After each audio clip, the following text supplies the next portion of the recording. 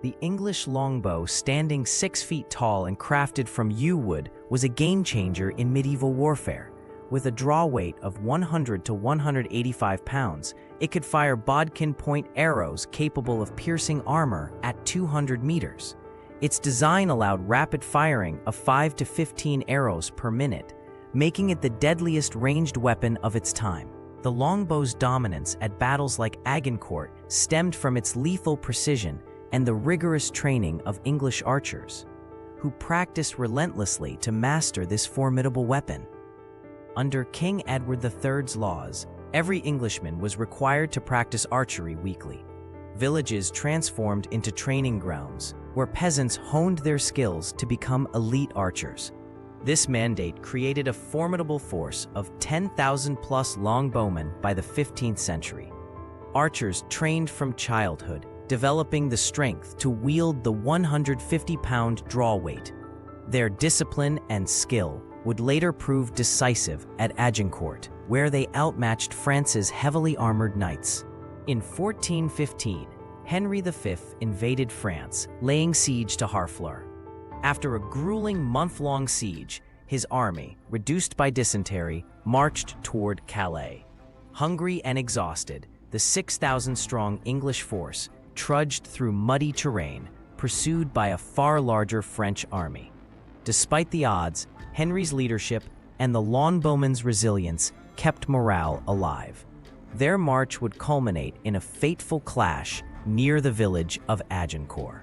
The French army, numbering 25,000, relied on heavily armored knights, the pinnacle of medieval chivalry.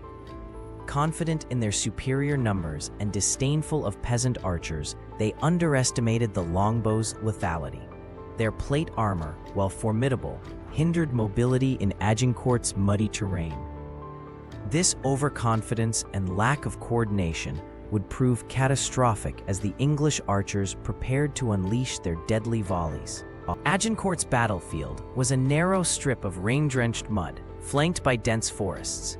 Henry V positioned his longbowmen behind sharpened stakes, forcing the French into a funnel. The soggy ground slowed cavalry charges, while the stakes disrupted formations. This terrain, meticulously chosen by Henry, turned the French numerical advantage into a deadly liability.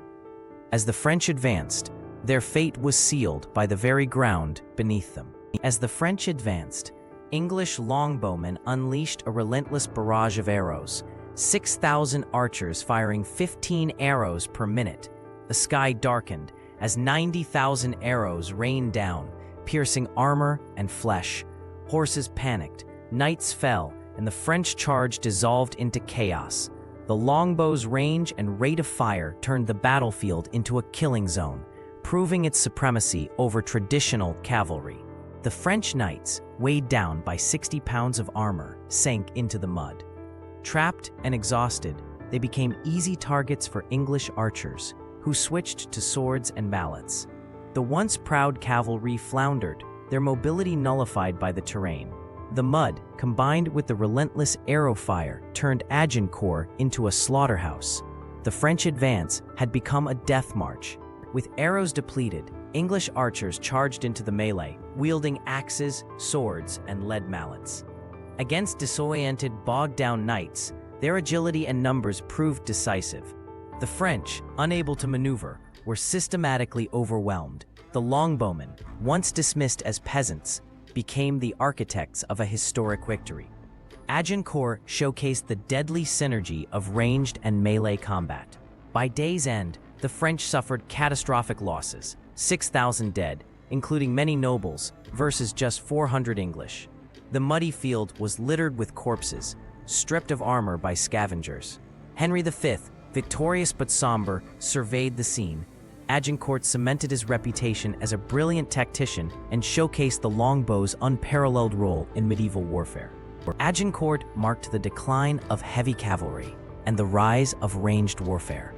The longbow's dominance persisted for decades, though firearms eventually replaced it. Culturally, the battle became a symbol of English resilience, immortalized by Shakespeare. Today, Agincourt reminds us that innovation, terrain, and disciplined troops can triumph over sheer numbers. a lesson echoing through military history.